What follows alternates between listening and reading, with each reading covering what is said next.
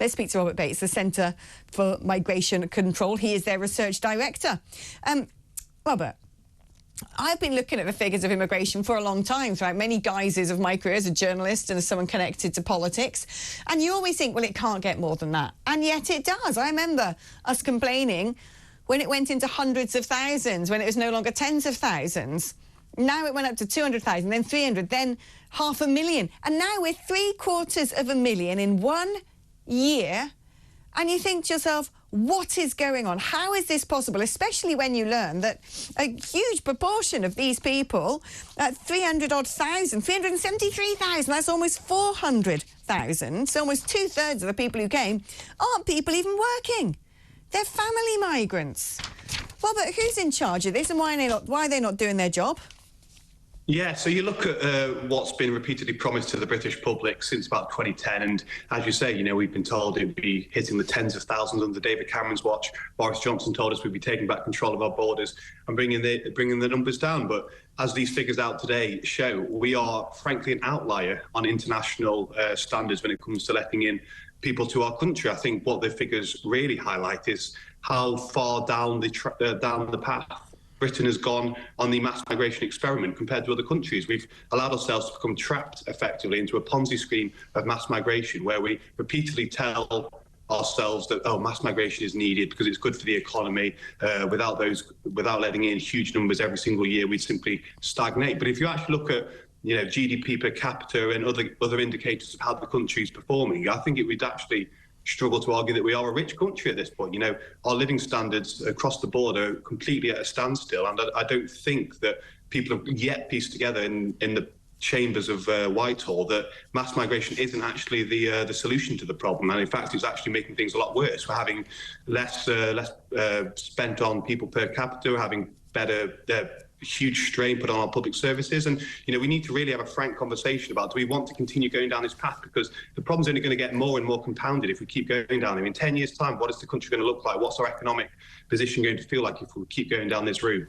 10 years' time, I think in 10 minutes' time at this rate. But, what I heard, right, because we knew that there was a huge uptick in inward migration under Boris Johnson. Now, I know a lot of people in the Red Wall think Boris is their hero. He was a great man. He was on their side. But he was the one who, first of all, reduced actually the threshold of what you needed to earn to be able to get a visa here. It used to be 38,700 a year, and he brought it down to 26,200 for a skilled worker, which means you actually don't need to be that skilled or be working in a particularly niche profession to be able to get your visa and come over. And of course, we know that a lot of businesses would rather have the cheaper labour than have to pay the sort of wages that British people expect. But what I've also heard is when it came to successive Conservative Prime Ministers saying we've really got to get these immigration figures under control, and they sit in the cabinet room and they all go, yes, yes, yes, yes, yes, the headline figures are way too high, our voters depend on this.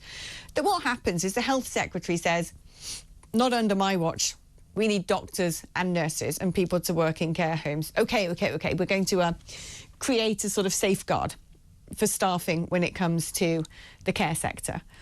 And then, of course, the agricultural minister will say, well, not under my watch. We need people to work on farms. British people just won't do this. OK, we need seasonal workers to work on our farms.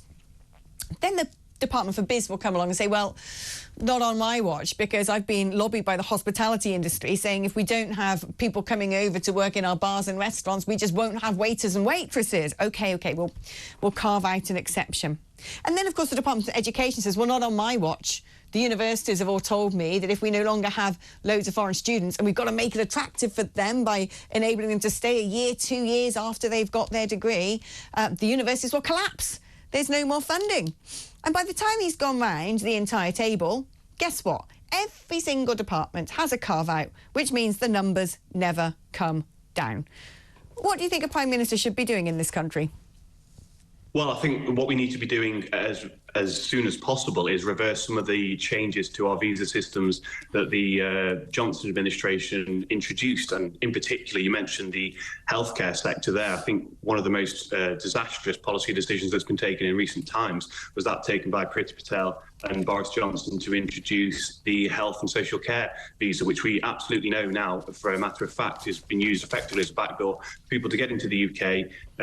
They will for a period of time work in the care home or work in the NHS, and then they will just ultimately disappear and go and work in a different profession. But once they're in the UK, they then have certain rights and certain access to things as well. So I think first of all we need to really consider scrapping that, especially, and the Conservatives have gone some way to do this. It remains to be seen what Labour will do when it comes to dependents. But the numbers of dependents that are coming as well, the children that are coming, and the reliant adults as well that are coming has really compounded a problem there. The second thing they introduced was the graduate visa route, which has effectively meant that our universities are now visa mills. People are coming to study really low quality courses at really poor universities in the hope that, and the expectation that they'll be, after the end of their study, be given a graduate visa. And that has meant that the number of international students coming to the UK has shot way beyond even the very huge target that was set of 600,000 international students. We've got close to 800,000 international students currently in UK universities, and now a lot of them, a large proportion, I think about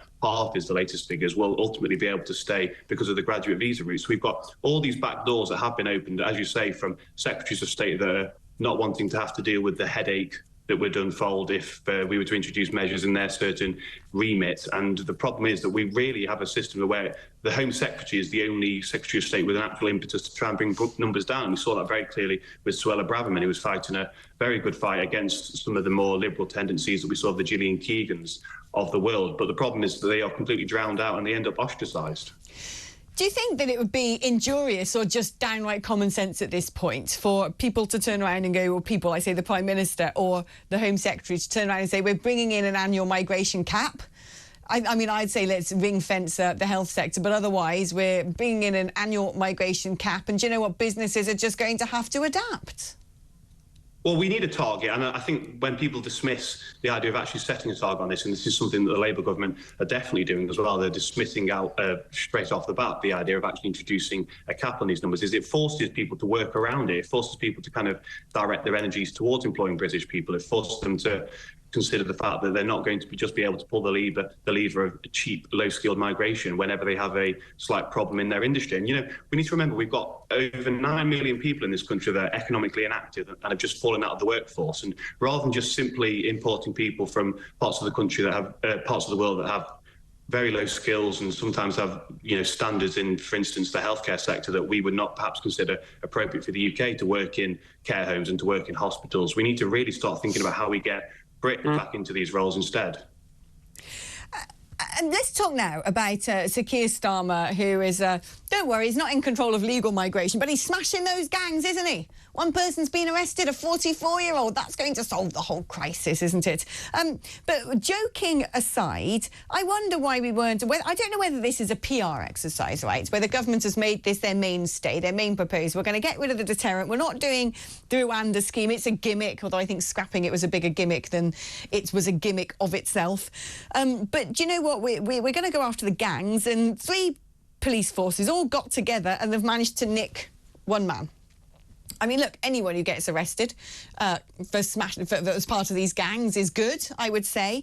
But has this been going on a while? Is this just sort of like, a bit like Sir Keir Starmer had his judge judification of people who put naughty things on social media, that this is just once again his way of pretending he's doing something?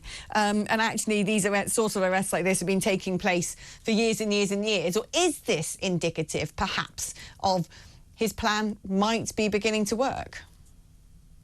No, I can't believe how excited people are getting about this. These arrests have been taking place for years. These arrests were taking place under the Conservative government. The fact that Keir Starmer is trying to herald this as some kind of victory and an indicator that his plan of smashing the gangs is somehow being incredibly successful is disingenuous and is frankly lying to the British public, because these kind of things have been taking place for numerous years now, on a bigger scale, arguably, than what we are currently seeing as well. And I think that Keir Starmer is probably starting to realise that his plan of just going after gangmasters isn't really the solution. It's not the silver bullet to solving this problem. And when you've got hundreds of thousands, if not millions of people across the world that would like to move to the UK, are thinking about making journeys to reach the UK, you have to think, what are we actually doing to disincentivise them? Why aren't we doing more to tell these people that it's not worth actually going into cahoots with these individuals and relying on gangs to get you into the UK? We need to have a much stronger deterrent in this country. Otherwise, the solution will be completely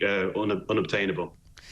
Oh, I'm afraid I think you're probably right there, Robert, but I don't think he's not a man who seems to be able to own up and say, I've got this wrong and we need to bring back Rwanda. And of course he did think, well, OK, maybe I'll sort of go and see what Maloney's up to when it comes to Albania. But she's been thwarted by her own judges as well. So we live and wait, I think, to see what Donald Trump manages to do over there and see if we can nick a little bit of that fairy dust if it works.